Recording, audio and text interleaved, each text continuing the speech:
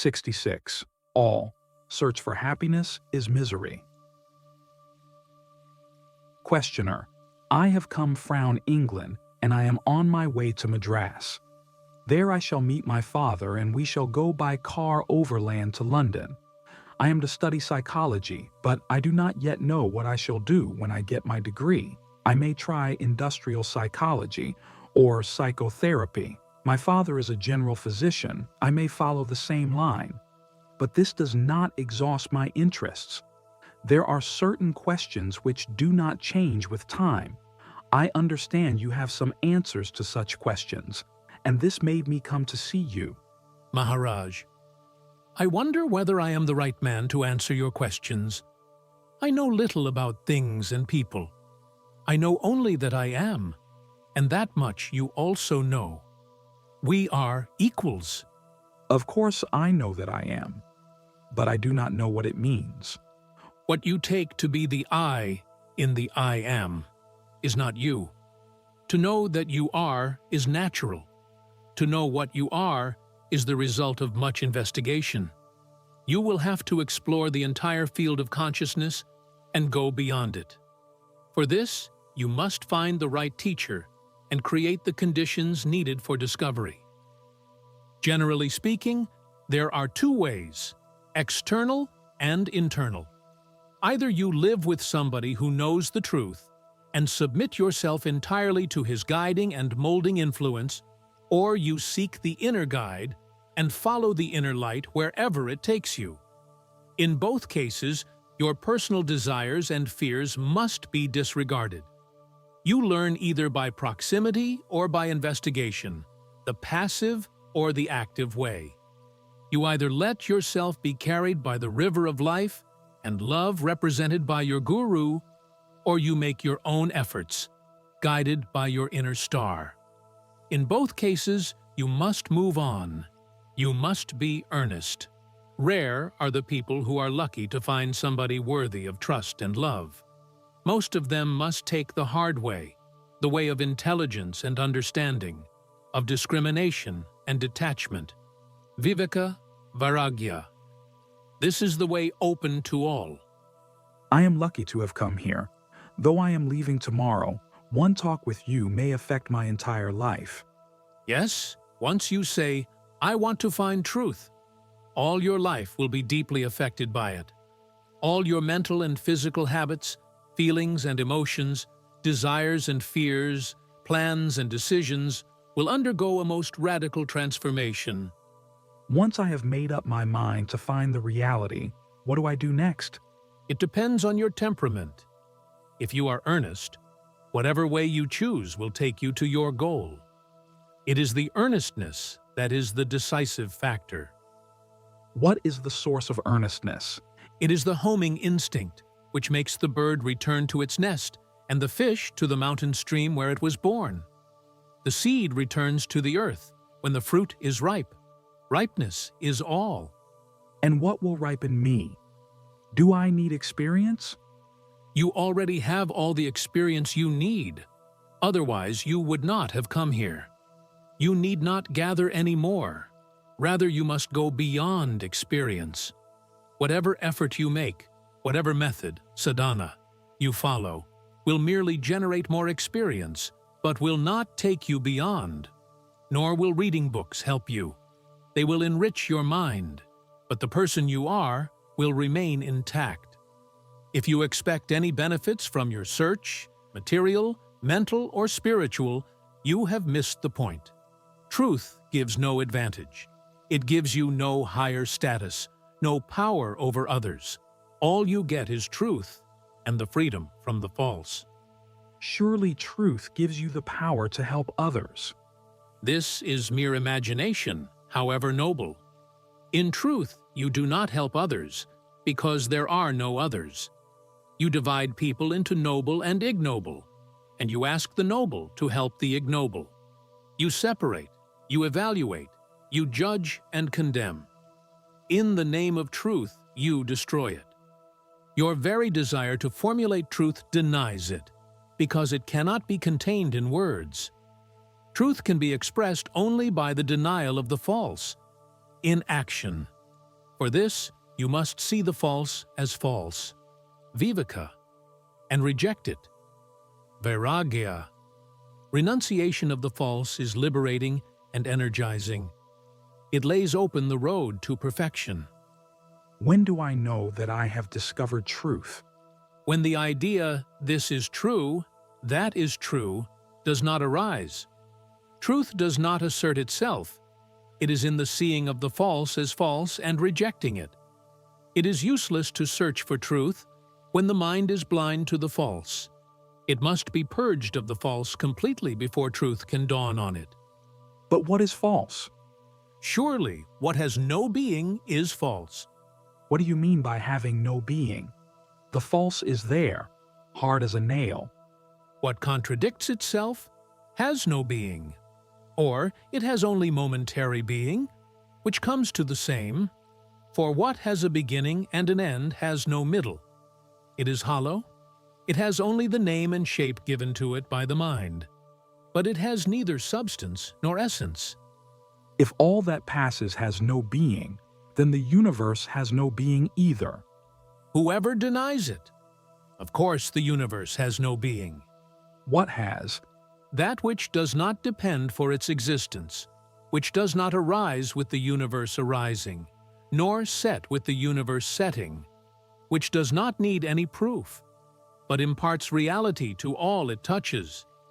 It is the nature of the false that it appears real for a moment. One could say that the true becomes the father of the false. But the false is limited in time and space and is produced by circumstances. How am I to get rid of the false and secure the real? To what purpose? In order to live a better, a more satisfactory life, integrated and happy. Whatever is conceived by the mind must be false, for it is bound to be relative and limited. The real is inconceivable and cannot be harnessed to a purpose. It must be wanted for its own sake. How can I want the inconceivable? What else is there worth wanting? Granted, the real cannot be wanted, as a thing is wanted. But you can see the unreal as unreal and discard it. It is the discarding the false that opens the way to the true. I understand. But how does it look in actual daily life? Self-interest and self-concern are the focal points of the false. Your daily life vibrates between desire and fear. Watch it intently, and you will see how the mind assumes innumerable names and shapes, like a river foaming between the boulders. Trace every action to its selfish motive, and look at the motive intently till it dissolves. To live, one must look after oneself. One must earn money for oneself. You need not earn for yourself, but you may have to, for a woman and a child. You may have to keep on working for the sake of others. Even just to keep alive can be a sacrifice. There is no need whatsoever to be selfish. Discard every self-seeking motive as soon as it is seen, and you need not search for truth. Truth will find you. There is a minimum of needs. Were they not supplied since you were conceived? Give up the bondage of self-concern and be what you are. Intelligence and love in action. But one must survive. You can't help surviving. The real you is timeless and beyond birth and death, and the body will survive as long as it is needed. It is not important that it should live long. A full life is better than a long life.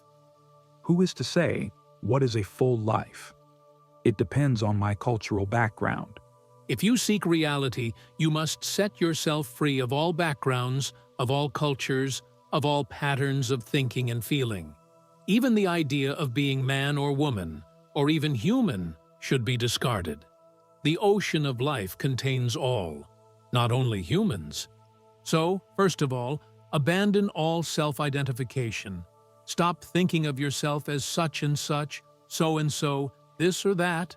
Abandon all self-concern. Worry not about your welfare, material or spiritual. Abandon every desire. gross or subtle. Stop thinking of achievement of any kind. You are complete here and now. You need absolutely nothing. It does not mean that you must be brainless and foolhardy, improvident or indifferent. Only the basic anxiety for oneself must go. You need some food, clothing, and shelter for you and yours. But this will not create problems as long as greed is not taken for a need. Live in tune with things as they are, and not as they are imagined. What am I if not human? That which makes you think that you are a human is not human. It is but a dimensionless point of consciousness, a conscious nothing. All you can say about yourself is, I am.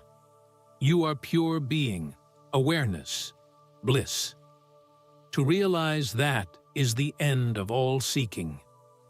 You come to it when you see all you think yourself to be as mere imagination, and stand aloof in pure awareness of the transient as transient, imaginary as imaginary, unreal as unreal. It is not at all difficult, but detachment is needed. It is the clinging to the false that makes the true so difficult to see. Once you understand that the false needs time and what needs time is false, you are nearer the reality, which is timeless, ever in the now. Eternity in time is mere repetitiveness, like the movement of a clock. It flows from the past into the future endlessly, an empty perpetuity. Reality is what makes the present so vital, so different from the past and future, which are merely mental. If you need time to achieve something, it must be false. The real is always with you. You need not wait to be what you are. Only you must not allow your mind to go out of yourself in search. When you want something, ask yourself, do I really need it? And if the answer is no, then just drop it. Must I not be happy? I may not need a thing, yet if it can make me happy, should I not grasp it? Nothing can make you happier than you are. All search for happiness is misery, and leads to more misery. The only happiness worth the name is the natural happiness of conscious being. Don't I need a lot of experience before I can reach such a high level of awareness? Experience leaves only memories behind and adds to the burden which is heavy enough. You need no more experiences. The past ones are sufficient. And if you feel you need more, look into the hearts of people around you. You will find a variety of experiences which you would not be able to go through in 1,000 years. Learn from the sorrows of others and save yourself your own. It is not experience that you need, but the freedom from all experience. Don't be greedy for experience. You need none. Don't you pass through experiences yourself? Things happen round me, but I take no part in them. An event becomes an experience only when I am emotionally involved. I am in a state which is complete, which seeks not to improve on itself. Of what use is experience to me? One needs knowledge, education. To deal with things, knowledge of things is needed. To deal with people, you need insight, sympathy. To deal with yourself, you need nothing. Be what you are, conscious being, and don't stray away from yourself. University education is most useful. No doubt, it helps you to earn a living, but it does not teach you how to live. You are a student of psychology. It may help you in certain situations, but can you live by psychology? Life is worthy of the name only when it reflects reality in action.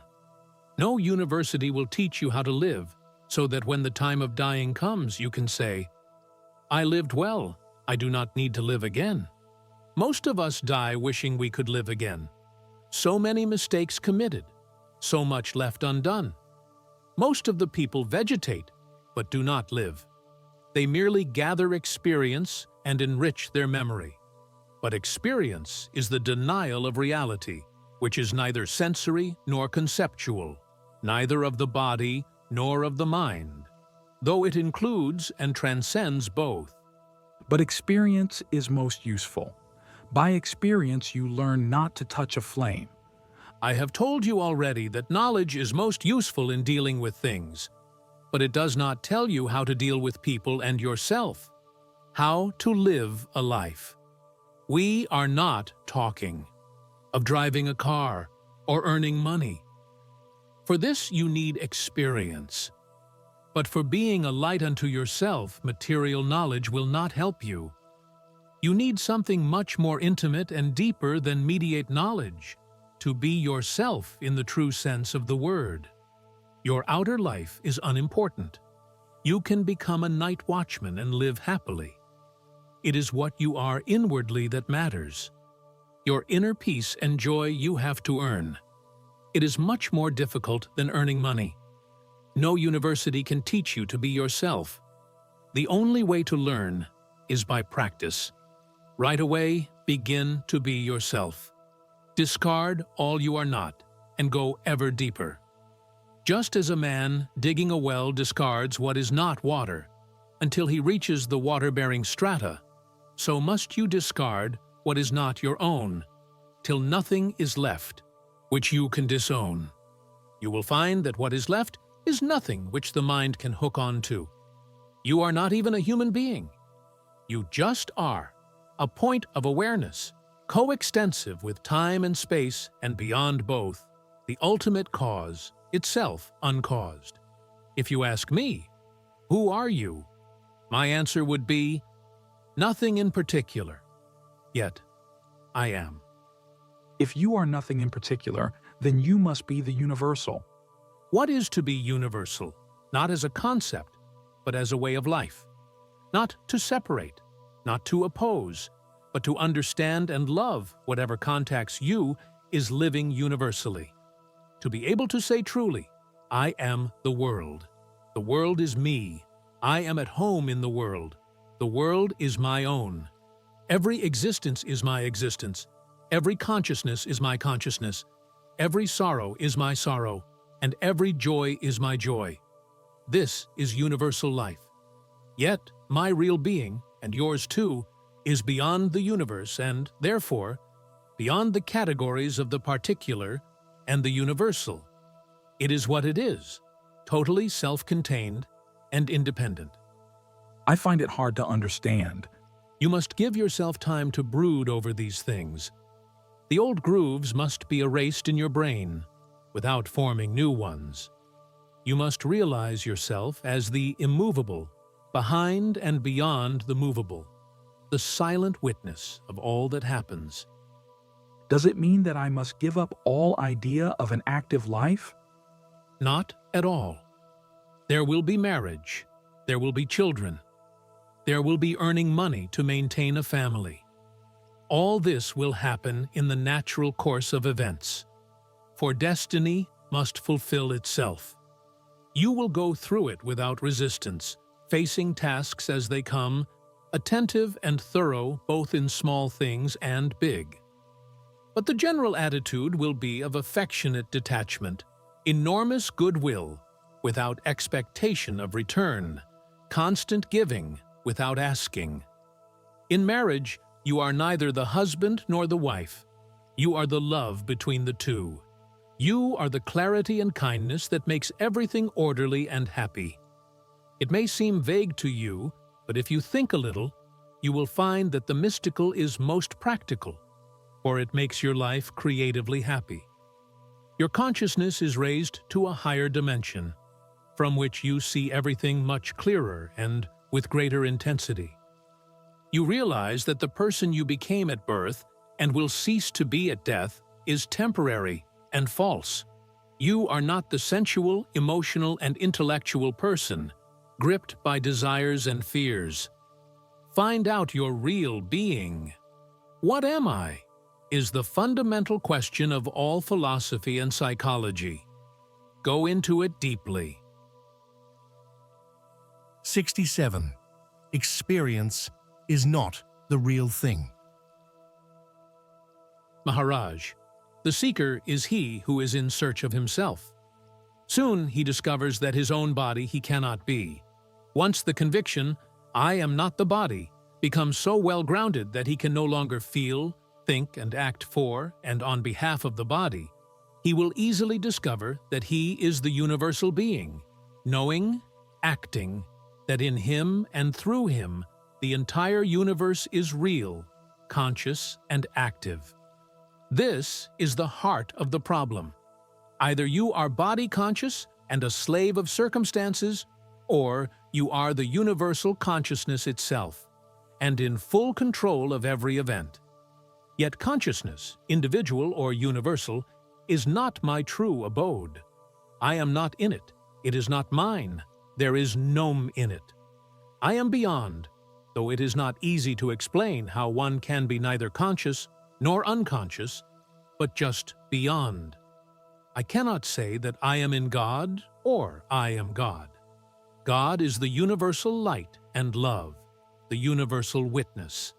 I am beyond the universal even. Questioner: in that case you are without name and shape. What kind of being have you? I am what I am, neither with form nor formless, neither conscious nor unconscious. I am outside all these categories. You are taking the neti, not this approach. You cannot find me by mere denial. I am as well everything as nothing, nor both, nor either. These definitions apply to the Lord of the universe, not to me. Do you intend to convey that you are just nothing? Oh no, I am complete and perfect. I am the beingness of being, the knowingness of knowing, the fullness of happiness. You cannot reduce me to emptiness. If you're beyond words, what shall we talk about? Metaphysically speaking, what you say holds together. There is no inner contradiction. But there is no food for me in what you say. It is so completely beyond my urgent needs. When I ask for bread, you are giving jewels. They are beautiful, no doubt, but I am hungry. It is not so. I am offering you exactly what you need: awakening. You are not hungry, and you need no bread. You need cessation, relinquishing, disentanglement. What you believe you need is not what you need. Your real need I know, not you. You need to return to the state in which I am, your natural state. Anything else you may think of is an illusion and an obstacle. Believe me, you need nothing except to be what you are. You imagine you will increase your value by acquisition. It is like gold, imagining that an addition of copper will improve it. Elimination and purification, renunciation of all that is foreign to your nature, is enough. All else is vanity. It is easier said than done. A man comes to you with stomach ache, and you advise him to disgorge his stomach. Of course, without the mind there will be no problems. But the mind is there, most tangibly. It is the mind that tells you that the mind is there. Don't be deceived. All the endless arguments about the mind are produced by the mind itself for its own protection, continuation, and expansion. It is the blank refusal to consider the convolutions and convulsions of the mind that can take you beyond it. Sir, I am an humble seeker, while you are the supreme reality itself. Now the seeker approaches the supreme in order to be enlightened. What does the supreme do? Listen to what I keep on telling you, and do not move away from it. Think of it all the time, and of nothing else. Having reached that far, abandon all thoughts, not only of the world, but of yourself also. Stay beyond all thoughts, in silent being awareness. It is not progress, for what you come to is already there in you, waiting for you. So you say I should try to stop thinking and stay steady in the idea, I am. Yes, and whatever thoughts come to you in connection with the I am, empty them of all meaning, pay them no attention. I happen to meet many young people coming from the West, and I find that there is a basic difference when I compare them to the Indians. It looks as if their psyche, antakarana, is different. Concepts like self, reality, pure mind, universal consciousness, the Indian mind grasps easily. They ring familiar, they taste sweet. The Western mind does not respond, or just rejects them. It concretizes and wants to utilize at once in the service of accepted values. These values are often personal: health, well-being, prosperity.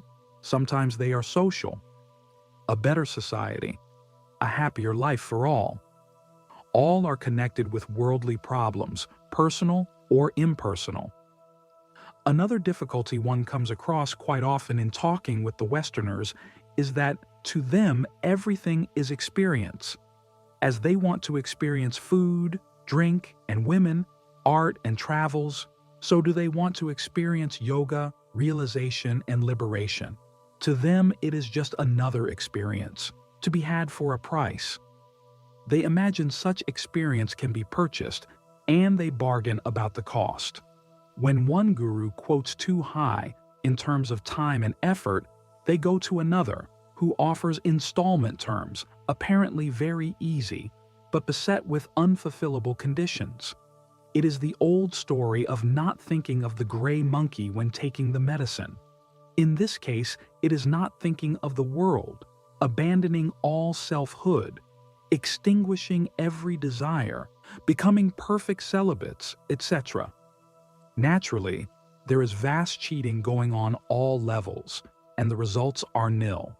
Some gurus, in sheer desperation, abandon all discipline, prescribe no conditions, advise effortlessness, naturalness, simply living in passive awareness, without any pattern of must and must not.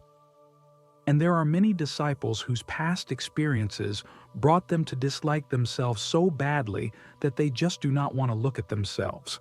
If they are not disgusted, they are bored. They have surfeit of self-knowledge, they want something else. Let them not think of themselves if they do not like it. Let them stay with a guru, watch him, think of him. Soon they will experience a kind of bliss, quite new, never experienced before, except maybe in childhood. The experience is so unmistakably new that it will attract their attention and create interest. Once the interest is roused, orderly application will follow. These people are very critical and suspicious. They cannot be otherwise, having passed through much learning and much disappointment. On one hand, they want experience, on the other, they mistrust it. How to reach them, God alone knows. True insight and love will reach them. When they have some spiritual experience, another difficulty arises. They complain that the experience does not last, that it comes and goes in a haphazard way. Having got hold of the lollipop, they want to suck it all the time. Experience, however sublime, is not the real thing. By its very nature, it comes and goes. Self-realization is not an acquisition. It is more of the nature of understanding. Once arrived at, it cannot be lost.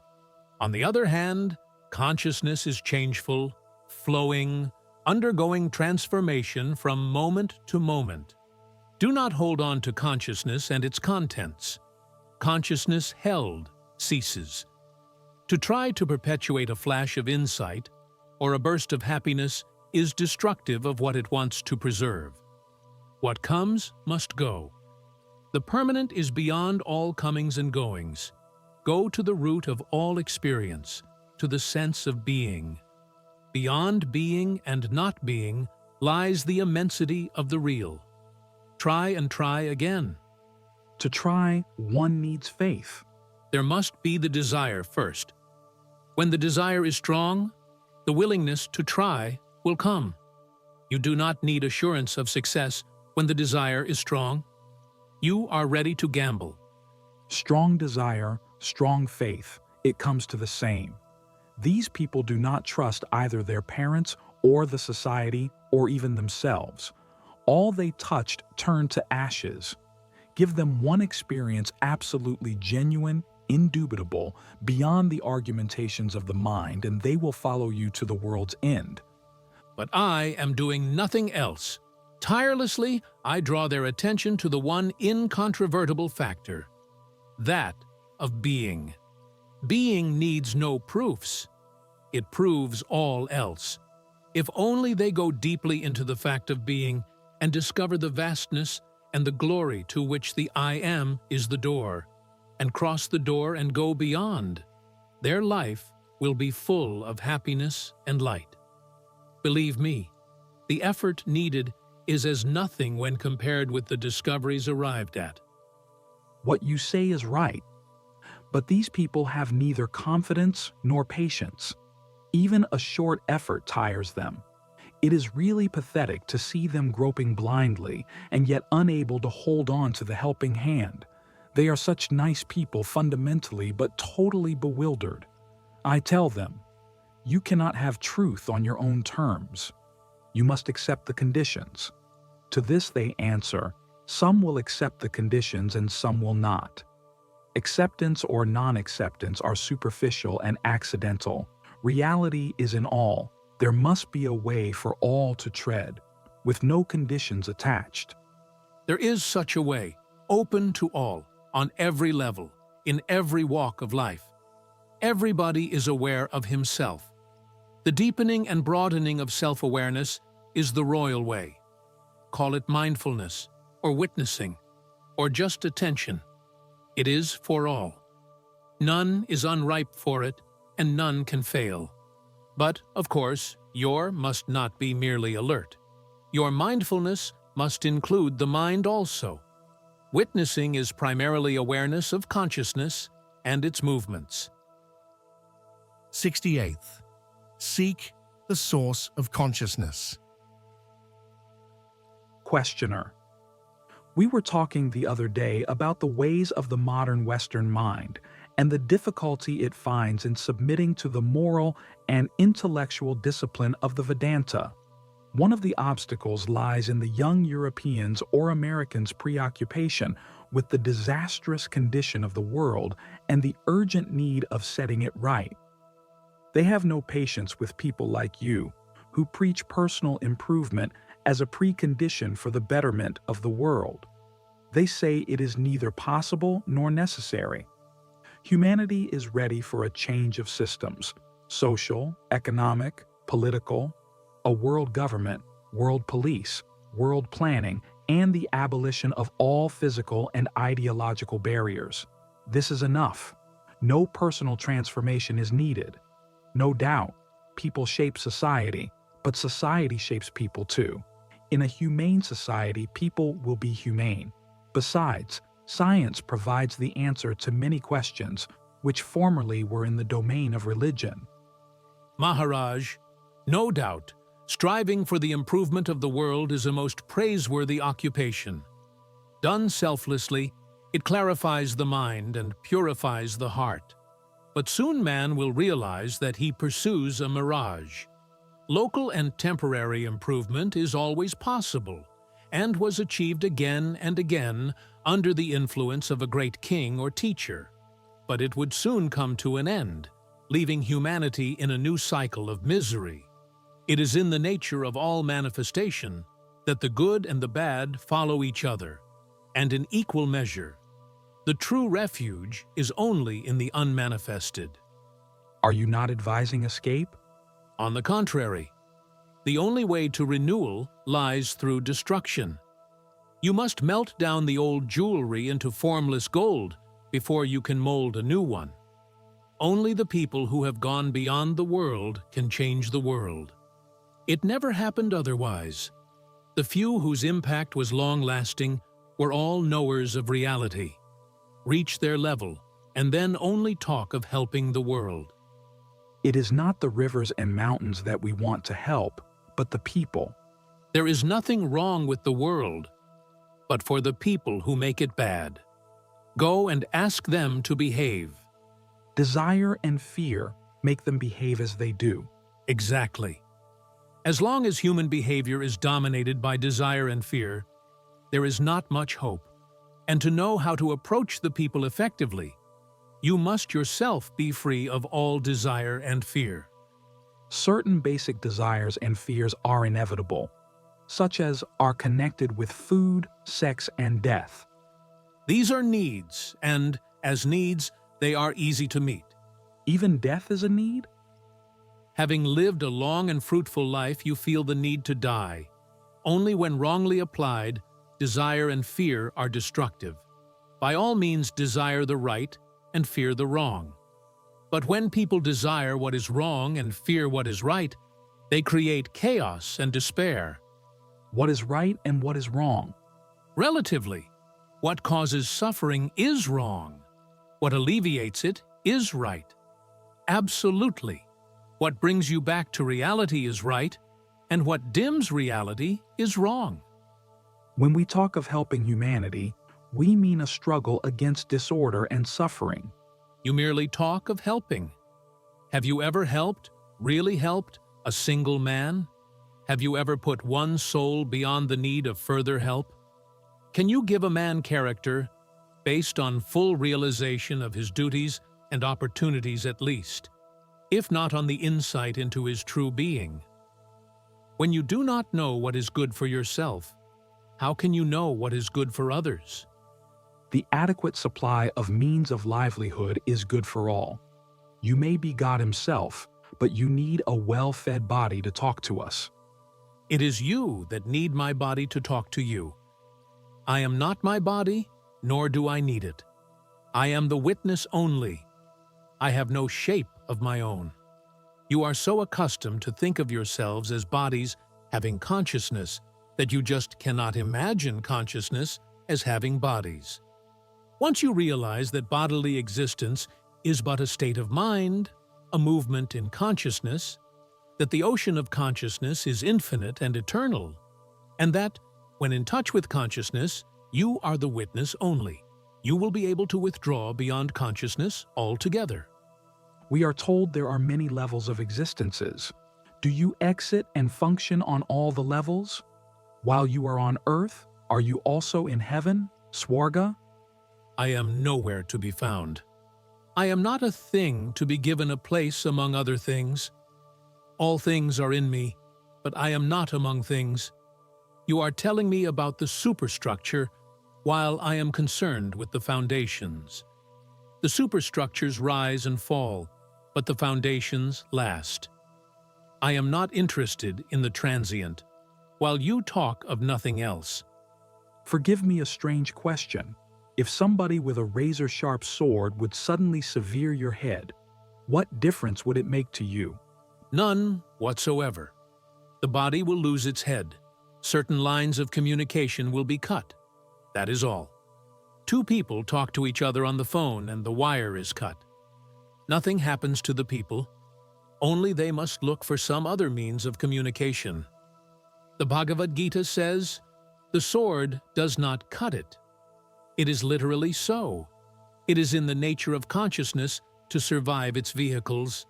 It is like fire. It burns up the fuel, but not itself. Just like a fire can outlast a mountain of fuel, so does consciousness survive innumerable bodies. The fuel affects the flame. As long as it lasts. Change the nature of the fuel, and the color and appearance of the flame will change. Now we are talking to each other. For this presence is needed. Unless we are present, we cannot talk. But presence by itself is not enough. There must also be the desire to talk. Above all, we want to remain conscious. We shall bear every suffering and humiliation, but we shall rather remain conscious. Unless we revolt against this craving for experience and let go the manifested altogether, there can be no relief. We shall remain trapped. You say you are the silent witness, and also you are beyond consciousness. Is there no contradiction in it? If you're beyond consciousness, what are you witnessing to? I am conscious and unconscious, both conscious and unconscious, neither conscious nor unconscious. To all this I am witness. But really, there is no witness, because there is nothing to be a witness to. I am perfectly empty of all mental formations, void of mind, yet fully aware.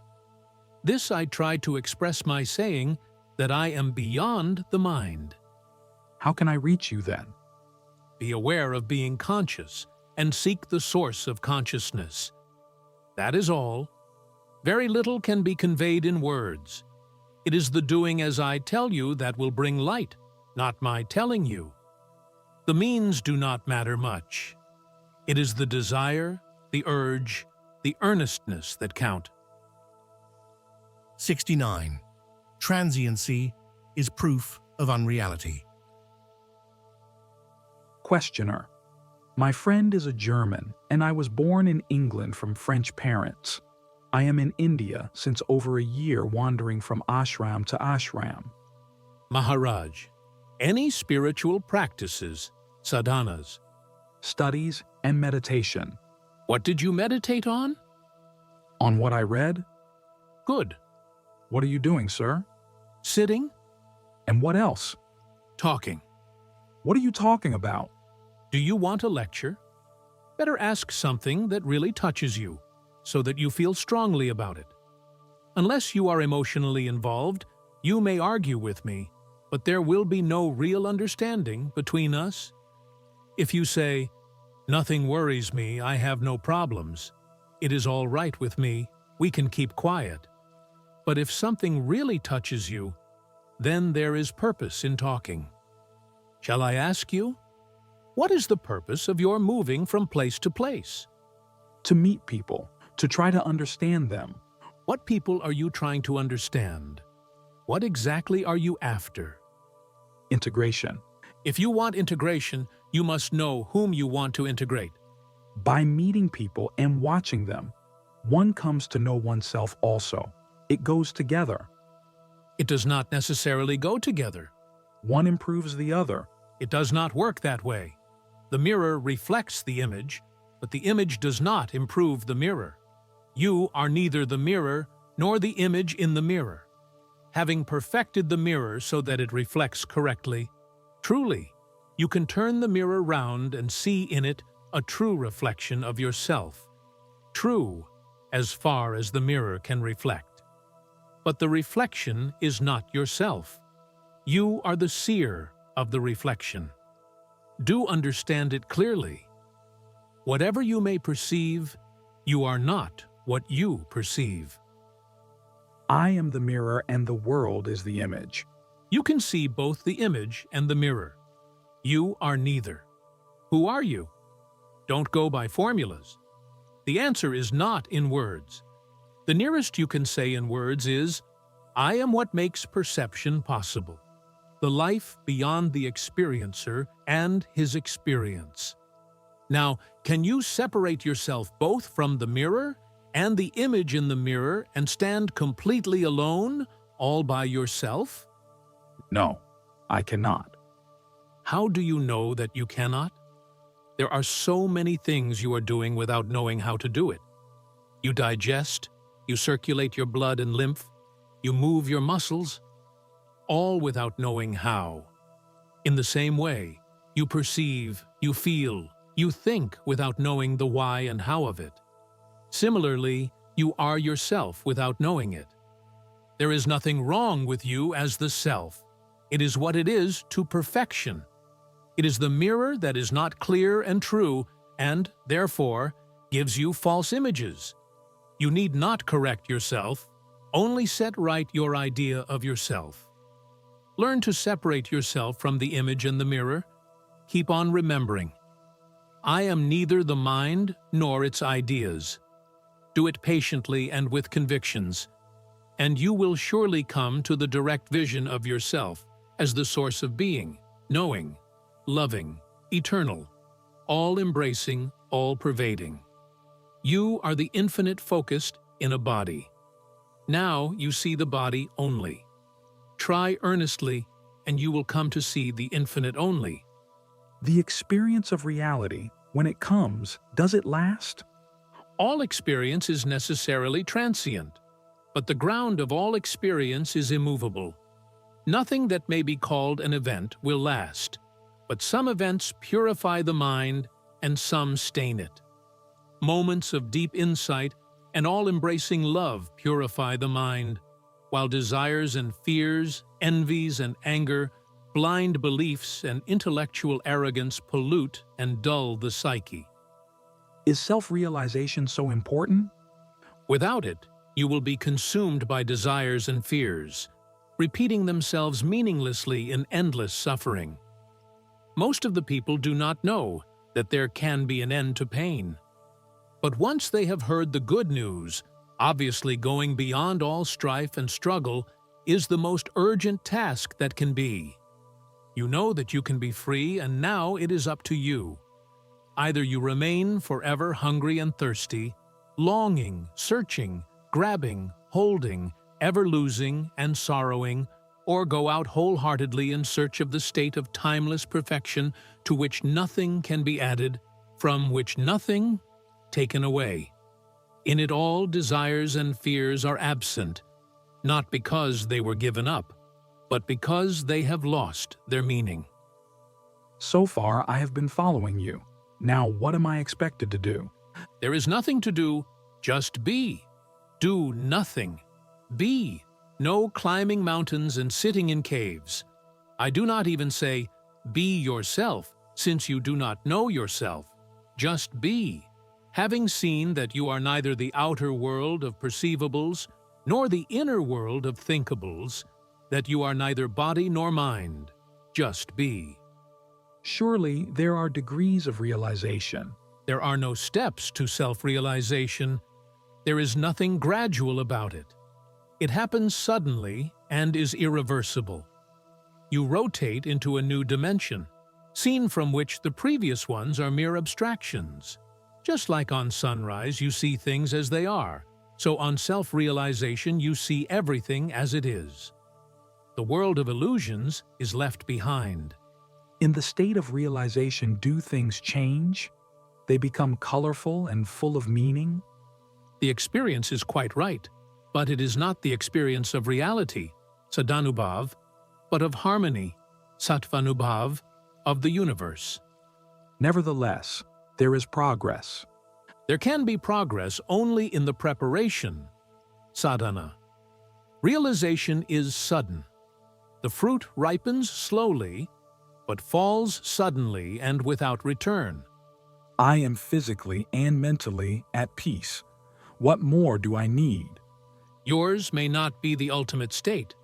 You will recognize that you have returned to your natural state by a complete absence of all desire and fear. After all, at the root of all desire and fear is the feeling of not being what you are. Just as a dislocated joint pains only as long as it is out of shape and is forgotten as soon as it is set right, so is all self-concern a symptom of mental distortion which disappears as soon as one is in the normal state. Yes, but what is the sadhana for achieving the natural state?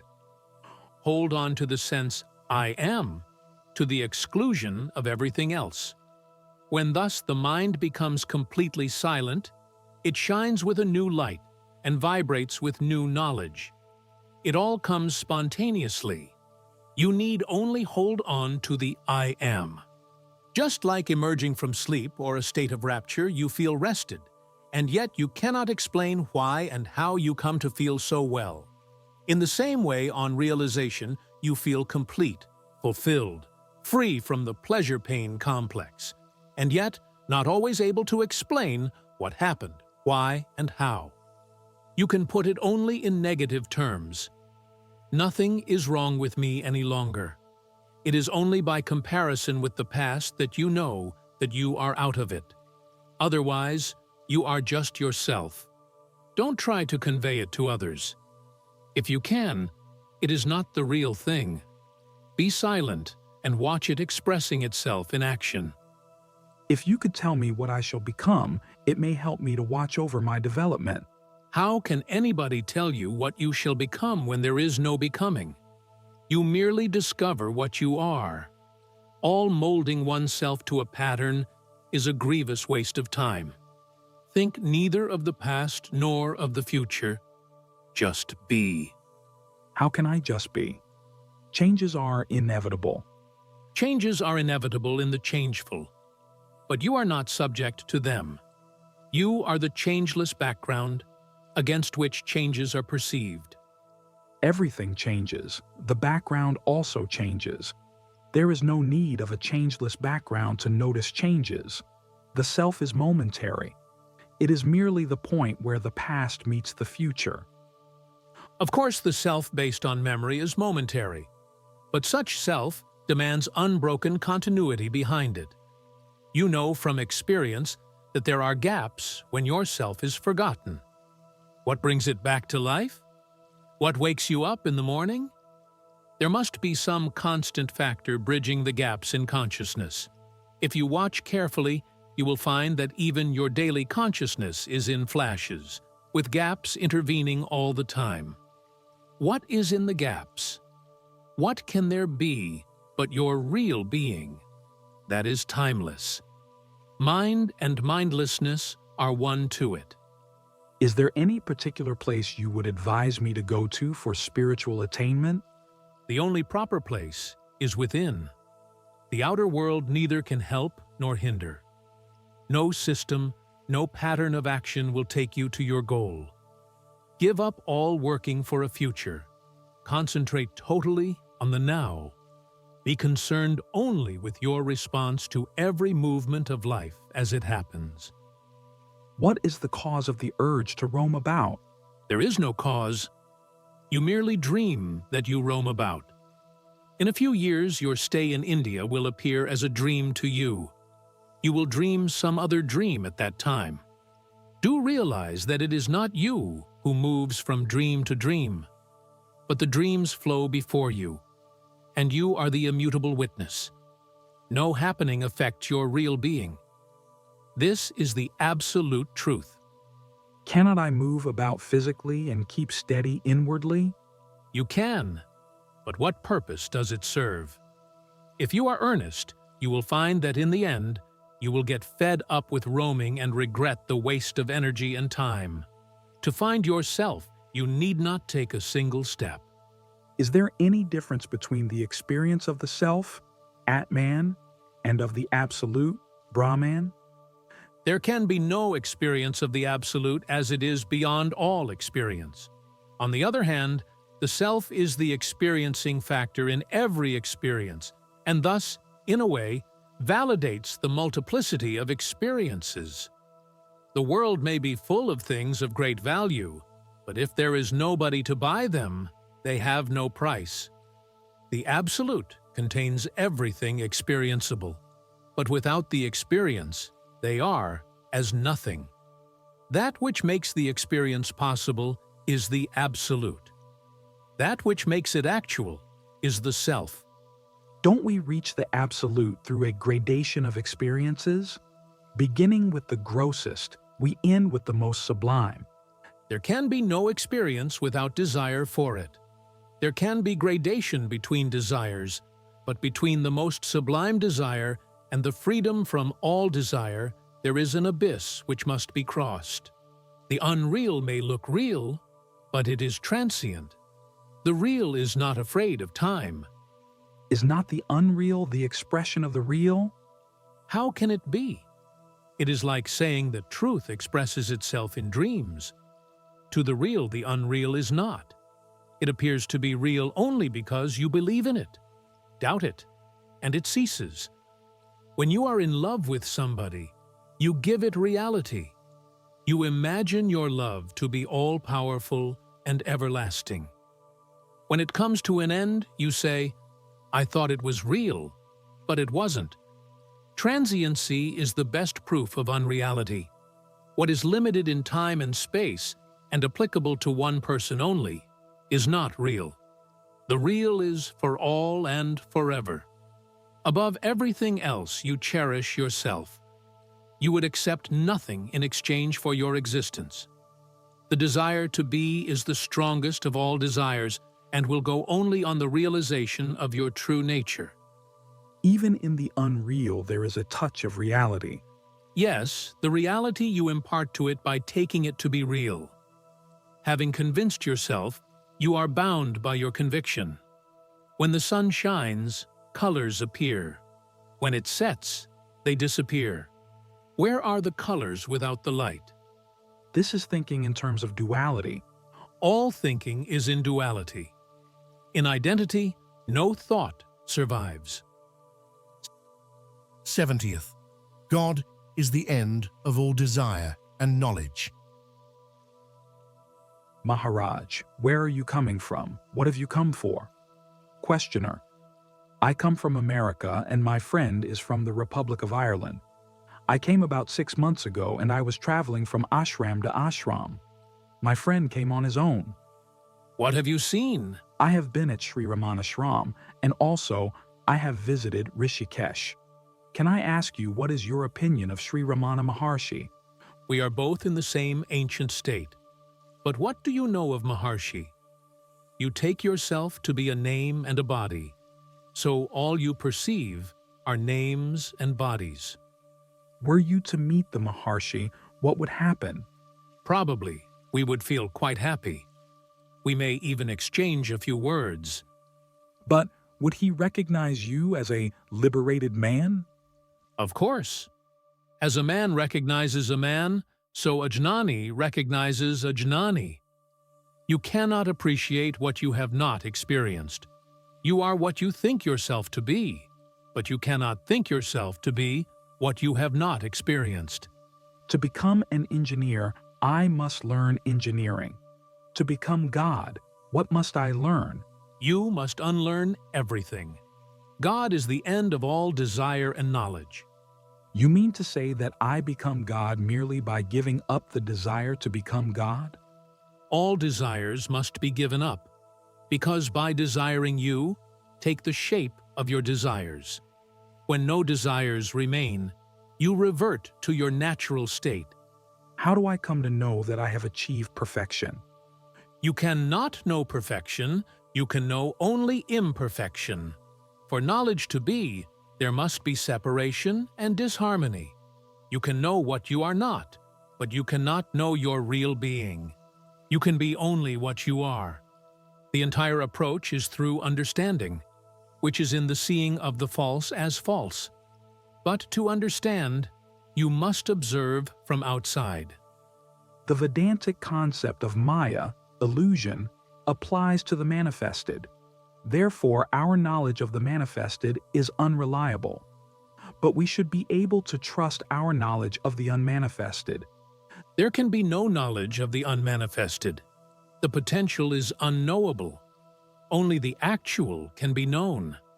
Why should the knower remain unknown? The knower knows the known. Do you know the knower? Who is the knower of the knower? You want to know the unmanifested. Can you say you know the manifested? I know things and ideas and their relations. It is the sum total of all my experiences. All? Well, all actual experiences. I admit I cannot know what did not happen. If the manifested is the sum total of all actual experiences, including their experiencers, how much of the total do you know? A very small part indeed. And what is the little you know? Some sensory experiences as related to myself. Not even that. You only know that you react. Who reacts and to what? You do not know. You know on contact that you exist. I am. The I am this, I am that are imaginary. I know the manifested because I participate in it. I admit, my part in it is very small, yet it is as real as the totality of it. And what is more important, I give it meaning. Without me, the world is dark and silent. A firefly illumining the world. You don't give meaning to the world, you find it. Dive deep into yourself and find the source from where all meaning flows. Surely it is not the superficial mind that can give meaning. What makes me limited and superficial? The total is open and available, but you will not take it. You are attached to the little person you think yourself to be. Your desires are narrow, your ambitions petty. After all, without a center of perception, where would be the manifested? Unperceived, the manifested is as good as the unmanifested, and you are the perceiving point, the non-dimensional source of all dimensions. Know yourself as the total. How can a point contain a universe? There is enough space in a point for an infinity of universes. There is no lack of capacity. Self-limitation is the only problem. But you cannot run away from yourself. However far you go, you come back to yourself and to the need of understanding this point, which is as nothing and yet the source of everything. I came to India in search of a yoga teacher.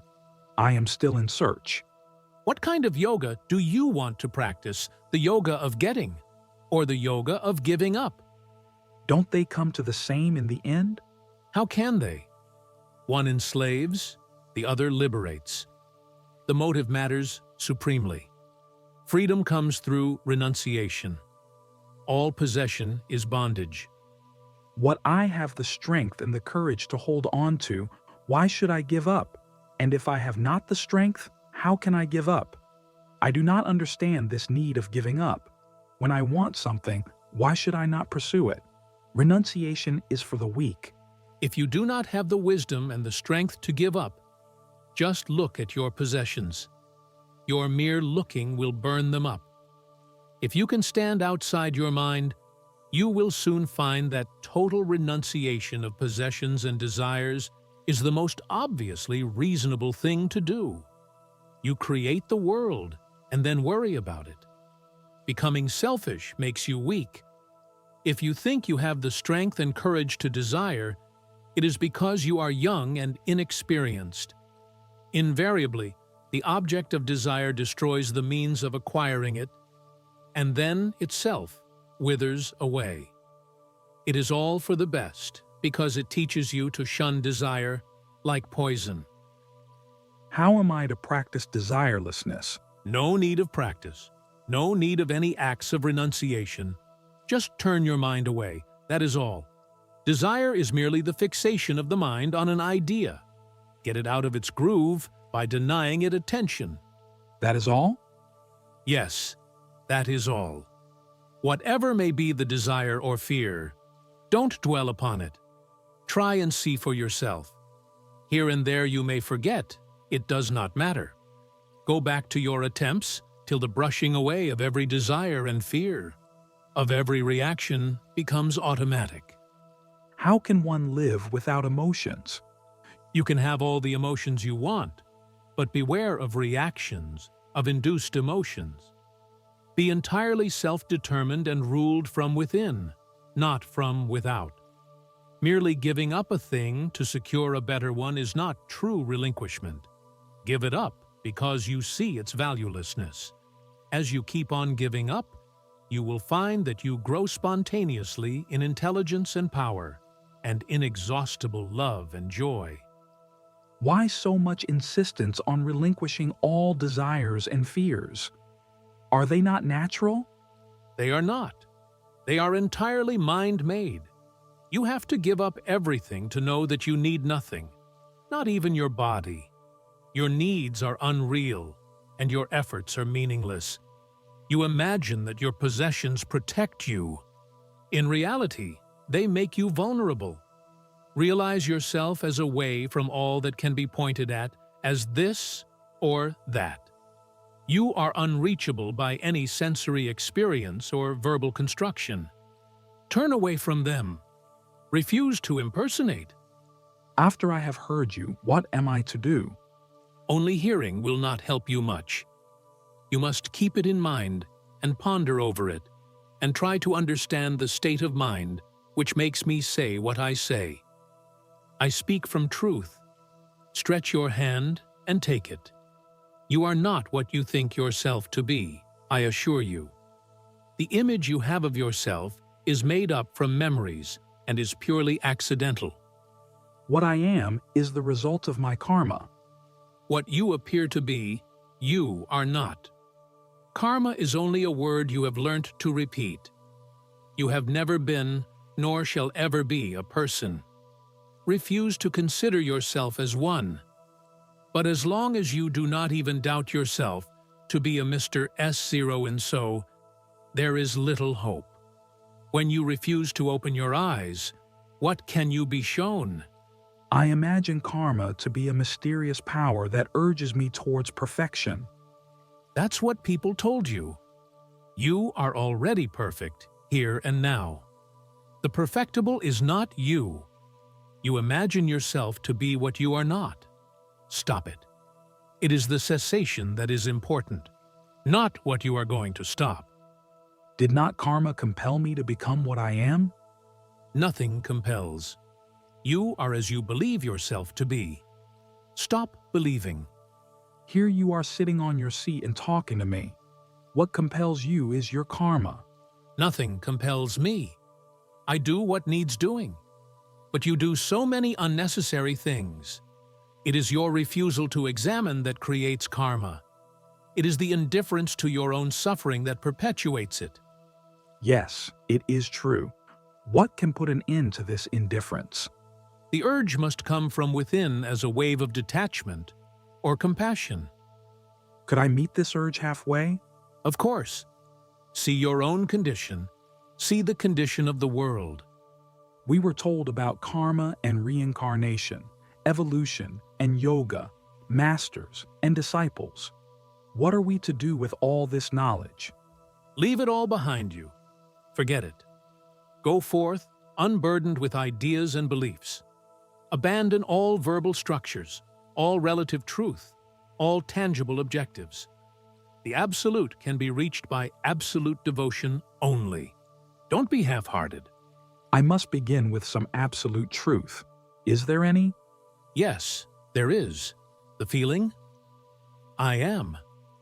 Begin with that. Nothing else is true? All else is neither true nor false.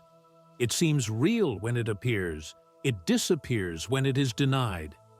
A transient thing is a mystery. I thought the real is the mystery. How can it be? The real is simple, open, clear, and kind, beautiful and joyous. It is completely free of contradictions. It is ever new, ever fresh, endlessly creative. Being and non-being, life and death, all distinctions merge in it. I can admit that all is false, but does it make my mind non-existent? The mind is what it thinks. To make it true, think true. If the shape of things is mere appearance, what are they in reality? In reality, there is only perception. The perceiver and the perceived are conceptual. The fact of perceiving is actual. Where does the absolute come in? The absolute is the birthplace of perceiving. It makes perception possible. But too much analysis leads you nowhere. There is in you the core of being, which is beyond analysis, beyond the mind. You can know it in action only. Express it in daily life, and its light will grow ever brighter. The legitimate function of the mind is to tell you what is not. But if you want positive knowledge, you must go beyond the mind. In all the universe, is there one single thing of value? Yes, the power of love.